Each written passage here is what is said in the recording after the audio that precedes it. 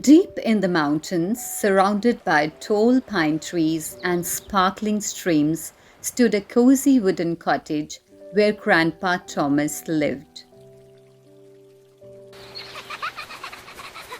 I'm gonna score a goal! Have fun, kids!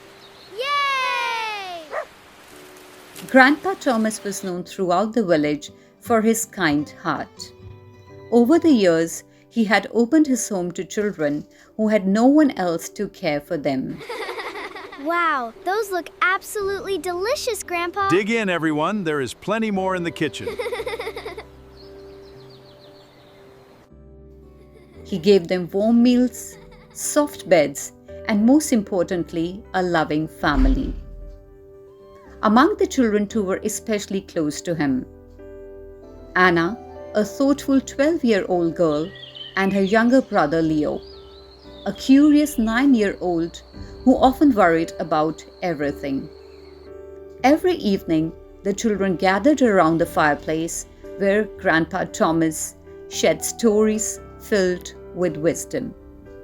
Legend says that the great mountain dragon slept for 1,000 years, until one night a brave young boy climbed to the highest peak, and there...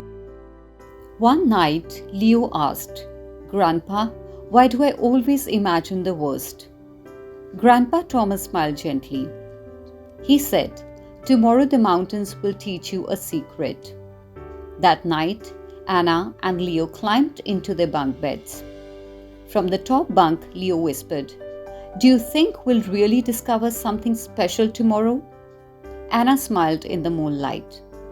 Whenever Grandpa says that, we always do. All the other children listened to the conversation with curiosity. After that, everyone went to sleep. The next morning after breakfast, Grandpa Thomas handed them a small map. "Follow the trail to the crystal pool," he said. "And remember, when something seems difficult, don't ask, 'What if I fail?' Ask, 'How can I make it?'" Anna and Leo set off into the mountains. At first, the trail was easy. Birds sang in the trees and sunlight danced across the path. But soon the climb became steep and rocky. Leo tripped over a stone and sat down. "This is too hard," he muttered. Anna sat beside him. "Remember what Grandpa said?" Leo took a deep breath, stood up, and kept walking until they reached the top of the hill. Before long, they reached a narrow log bridge stretching over a rushing stream. Leo stopped at the edge of the narrow bridge. The stream rushed loudly below. "What if I fall?" he asked nervously. Anna smiled. "Ask a better question." Leo looked at the bridge carefully. "How can I make it safely across?" Leo took a deep breath. Anna stepped beside him and held out her hand. "I'll help you," she said. Slowly, they crossed together, one careful step at a time. When they reached the other side, Leo's face lit up. "I did it! See, you were braver than you thought." Anna clapped proudly for him. "You did it, Leo! I knew you could." Leo stood taller than before. The bridge hadn't changed, but his thoughts had. As they climbed higher, dark clouds drifted across the sky and covered the sun. Leo frowned. "Oh no, the day's ruined." Anna pointed upward. "Grandpa says the sun is still there even when we can't see it." Leo noticed the rays of light shining through the clouds and smiled. They continued until they reached a quiet clearing where a crystal pool shimmered like glass. Beside the water stood a large stone. Carved into it were the words, "What you think becomes the world you see." Leo read the words slowly. Suddenly, he understood. The mountain had not changed. The trail was still steep. The bridge was still narrow. The clouds still covered the sun.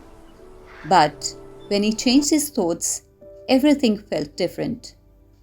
Anna and Leo sat down beside the stone to rest. They unpacked simple sandwiches, apples, and a bottle of fresh water. As they ate, the children looked out at the mountains, stretching into the distance. Funny, Leo said thoughtfully. The path seemed much harder this morning. Leo took another bite of his sandwich and grinned. For the first time, he understood exactly what Grandpa meant. On the way back, Anna and Leo saw Grandpa Thomas waiting for them on the trail. He had come to walk home back with them. He congratulated them on completing the journey successfully. He smiled and said, "The path did not change, Leo. Your thoughts did." Anna nodded. When you believed you couldn't do it, every step felt difficult. But when you looked for solutions, the journey became an adventure. As the sun set behind the mountains, the three of them walked together through the golden light. Leo noticed how beautiful the mountains were, how fresh the air smelled, and how strong he felt inside. That evening, the children gathered around the fireplace. Leo smiled at Grandpa Thomas. "I learned something today." Grandpa Thomas leaned forward. "And what was that?" Leo grinned. "I learned that the mountain wasn't trying to stop me. The bridge wasn't trying to scare me. The clouds weren't trying to ruin the day. The only thing making the journey harder was the way I was thinking. But when I stopped asking what could go wrong and started asking how I could move forward, everything changed. The path felt easier, the bridge felt safer, and even the cloudy sky seemed beautiful." Grandpa Thomas's eyes sparkled with pride. "That," he said softly, "is the secret of a hopeful heart." Years later, whenever Leo faced a challenge, he remembered the mountain, the bridge, and the shining stone. And instead of worrying, he asked himself, "How can I make it?" So friends, when we choose hopeful thoughts and look for solutions, even the hardest path becomes easier to walk. Positive thinking is not pretending life is easy. It is choosing to believe that with hope and courage, you can always find a way forward. Thank you so much for joining Grandpa Thomas, Anna, and Leo on this cozy mountain adventure.